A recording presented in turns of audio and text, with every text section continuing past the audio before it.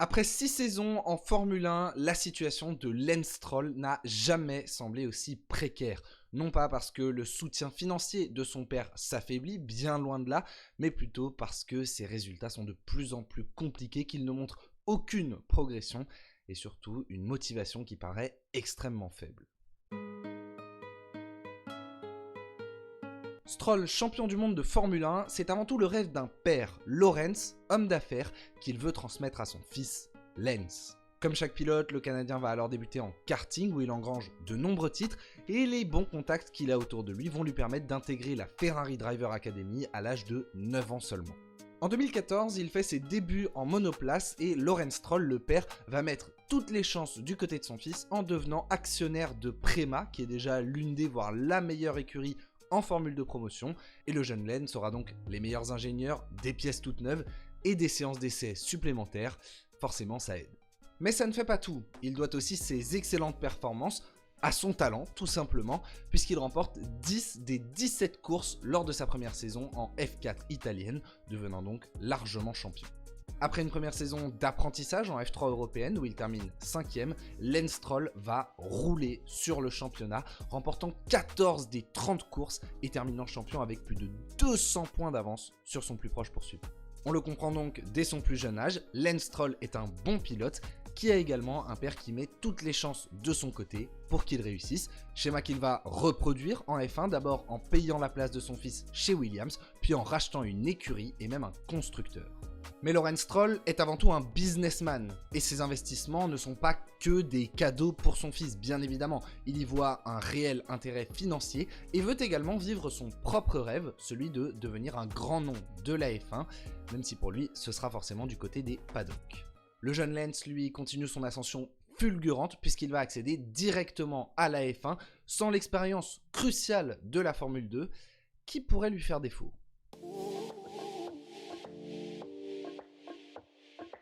Lance Stroll est donc arrivé très jeune en Formule 1, à 18 ans seulement, il était le deuxième pilote le plus jeune de l'histoire, après un certain Max Verstappen. Ses débuts sont assez compliqués, il enchaîne erreur sur erreur, 3 abandons consécutifs lors de ses 3 premières courses, montrant parfois des difficultés à tenir le volant en ligne droite. Son premier déclic a lieu lors de sa 7ème course chez lui au Canada, où il parvient à inscrire ses 2 premiers points en Formule 1, course qui a lieu juste avant le rocambolesque Grand Prix d'Azerbaïdjan 2017. Ce jour-là, les pilotes s'éliminent un par un entre eux et autour de Stroll, déjà Raikkonen et Bottas au départ, puis Vettel et Hamilton plus tard dans le Grand Prix, ou encore Ocon et Perez, les voies s'ouvrent devant la Williams.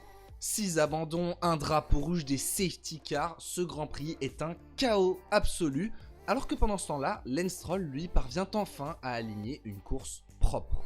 Il ne commet aucune erreur et tient le très bon rythme de sa Williams sur ce circuit rapide. Il est également aidé des pilotes autour de lui, notamment Kevin Magnussen juste derrière qui retarde pas mal certains pilotes et entame le dernier tour à la 2ème place, juste derrière Daniel Ricciardo. Sur la ligne, un Bottas revenu des enfers parvient à placer son aileron juste devant sa Williams, mais l'essentiel est ailleurs.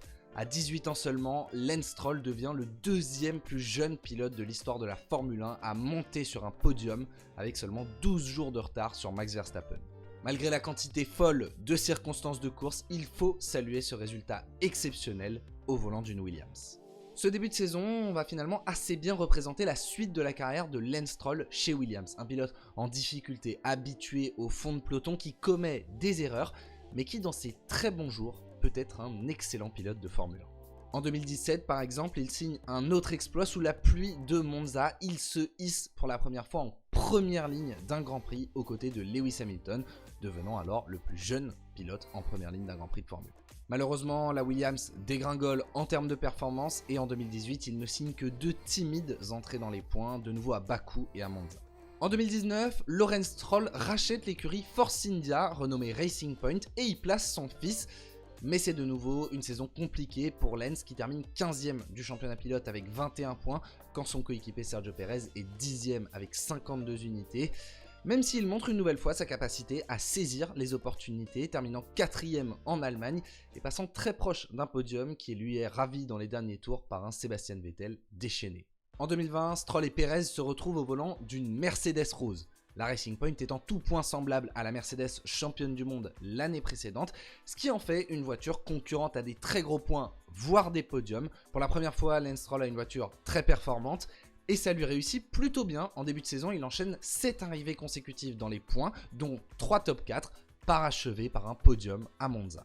Ce jour-là, le résultat est magnifique, mais il ne faut pas non plus oublier que Stroll pointait deuxième au restart, juste devant le futur vainqueur Gasly. Mais qu'importe, ça reste une belle performance et il pointe à la 5e place du classement des pilotes. Sauf qu'après cela, entre un gros crash en Toscane, le Covid et un retour compliqué de la maladie, il enchaîne 5 courses consécutives sans le moindre point. Mais il parvient à en ressortir avec ce qui est sans doute sa plus grande performance en Formule 1, une pole position dans des conditions dantesques en Turquie. Cette séance est parfaitement gérée par le Canadien qui ne commet aucune erreur, signe le bon tour au bon moment et hisse sa Racing Point en pole position, une première dans sa carrière. Malheureusement, la course est plus compliquée, il termine 9ème quand son coéquipier Sergio Pérez parvient à monter sur le podium. Son dernier coup d'éclat est un podium à Sakir, totalement éclipsé par la première victoire de son coéquipier qui était pourtant parti en tête à queue et reparti dernier dès le premier tour. Stroll achève donc cette saison 2020 avec un goût un petit peu particulier. D'un côté, il y a 2 pôles, un podium, mais d'un autre côté, avec une voiture aussi performante, il est seulement 11ème du classement des pilotes quand son coéquipier est 4ème. Le potentiel paraît vraiment immense par moment, mais tellement faiblement exploité. En 2021, le projet de Lawrence Stroll va prendre encore une autre dimension lorsque l'équipe prend le nom d'Aston Martin, dont il est devenu actionnaire majoritaire. Depuis que Racing Point est devenu Aston Martin, Lance Stroll a toujours fait face à de très grands coéquipiers, Sébastien Vettel, quadruple champion du monde, puis Fernando Alonso, double champion du monde, mais ceux-ci ont toujours semblé vouloir l'aider, vouloir emmener le fils du patron vers les sommets. Pourtant, dire que les comparaisons font mal relève de l'euphémisme. Sur l'ensemble de leur collaboration, Vettel a inscrit 80 points contre 52 à Stroll, il a bien dominé en qualification, 27-15. En course, c'était malgré tout plus serré, 14-12, mais Vettel a surtout marqué par sa capacité à saisir des opportunités, signant presque 2 podiums en 2021, il a perdu le deuxième suite à une disqualification, mais signant également d'autres très bons résultats comme à Austin l'an passé où il avait notamment mené la course. Avant même de passer à la comparaison avec Fernando Alonso, ce que je remarque immédiatement quand je regarde le Lance Stroll de chez Aston Martin, c'est son incapacité à saisir les opportunités comme il le faisait auparavant. Je vais peut-être être un petit peu dur, mais citez-moi une seule performance marquante de Lance Stroll depuis qu'il est chez Aston. Personnellement, j'avoue que je crois que j'en vois aucune, et pour cause, il n'a terminé qu'une seule fois dans le top 5 en 3 ans, et encore c'était en Australie cette année, je vous laisse revisionner le dernier tour. Puis on en arrive à la saison 2023 et la comparaison avec Fernando Alonso, et là ça fait très mal. Parce qu'en effet, avec Sébastien Vettel, les voitures étaient assez peu performantes et donc on voyait un petit peu moins les écarts de performance. Là, face à un Alonso qui signe 7 podiums et est 4ème du classement des pilotes, tout de suite c'est beaucoup plus visible puisque Lance Stroll est 11ème avec seulement 53 points, soit 130 de moins que Fernando Alonso. Alors on pourrait tout à fait ressortir l'excuse selon laquelle il était blessé en début de saison, je l'entends totalement, mais c'est à ce moment-là qu'il était le plus performant. Sur la deuxième partie de saison, donc depuis la Grande-Bretagne, en 9 courses, il n'est rentré qu'une seule fois dans la Q3. Sur l'ensemble de la saison, Alonso le domine donc outrageusement, 16-2 en qualification, 12-1 en course. Et on n'oublie pas les moments où Alonso montrait ostensiblement qu'il restait derrière son coéquipier. Stroll est tout simplement inexistant face au taureau des Asturies. Et pourtant, vous le savez peut-être, je suis vraiment pas un grand fan d'Alonso, mais là je suis obligé de le reconnaître. Et alors ne me sortez pas dans les commentaires que Lance Stroll a marqué des points ce week-end à Austin, parce que ça faisait 5 courses consécutives qu'il ne l'avait pas fait. Donc, vu le niveau de performance de l'Aston Martin, qui certes est un petit peu en baisse, mais reste très bon, il était temps, j'ai envie de dire. Donc forcément, avec de tels résultats qui sont proches de l'humiliation par moment, on se demande si finalement c'est pas l'heure de dire stop.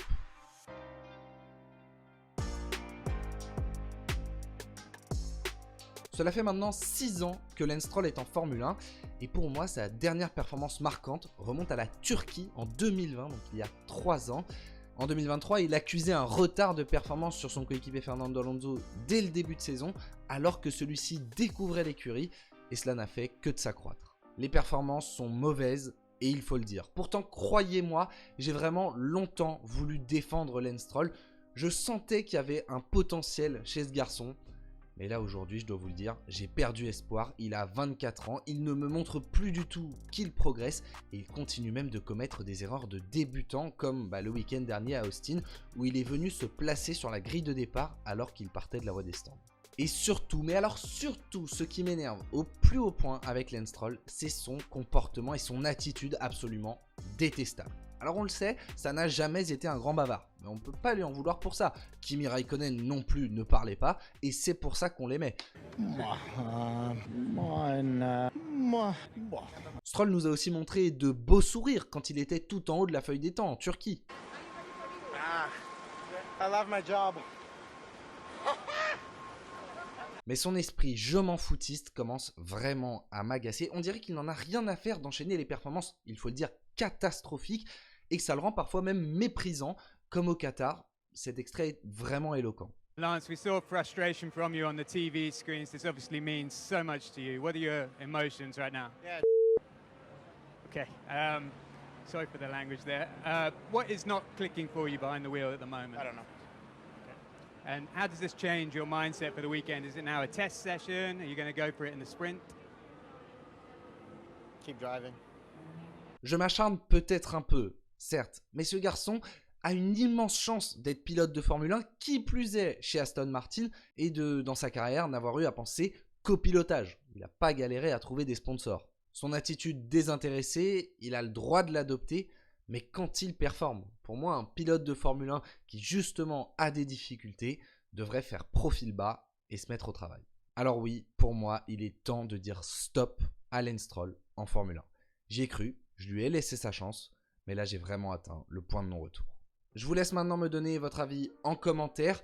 Si on est un petit peu plus objectif sur la situation, il faut être honnête, il y a quand même assez peu de chances pour que Lance Stroll s'en aille. Déjà parce qu'il lui faudrait un point de chute, autre chose à faire. Alors on sait qu'Aston Martin va se lancer en endurance avec sa Valkyrie. Mais personnellement, j'avoue que j'ai du mal à voir Lance Stroll faire des courses de 24 heures. Déjà que ça a l'air de vraiment le saouler de faire des courses d'1 heure et demie. Alors des courses d'une journée entière, je n'ose même pas imaginer. Il y avait eu cette rumeur comme quoi il pourrait se reconvertir dans le tennis. Bon, il l'a lui-même démenti, mais ce que pour moi ça pourrait traduire, ce serait tout simplement une envie d'ailleurs, une envie d'aller essayer d'autres choses. Peut-être que Lance Stroll, en fait, depuis son plus jeune âge, ne vit que le rêve de son père par transmission, et peut-être qu'il a maintenant envie de voler de ses propres ailes. Mais bon, ça, il n'y a que lui qui l'a, cette réponse, et malheureusement, il ne parle pas, donc c'est difficile de savoir ce qu'il veut. Si en tout cas, il est heureux d'être en Formule 1, franchement, il est très très bon pour le cacher. Voilà, on a fait le tour de la question de Lance Stroll. Encore une fois, n'hésitez pas à me donner votre avis en commentaire. Quant à nous, on se retrouve mercredi prochain à 18 h pour une nouvelle vidéo, comme d'habitude. D'ici là, écoutez, portez-vous bien, c'est le plus important. Et sur ce, moi je vous dis à la prochaine. Ciao, ciao!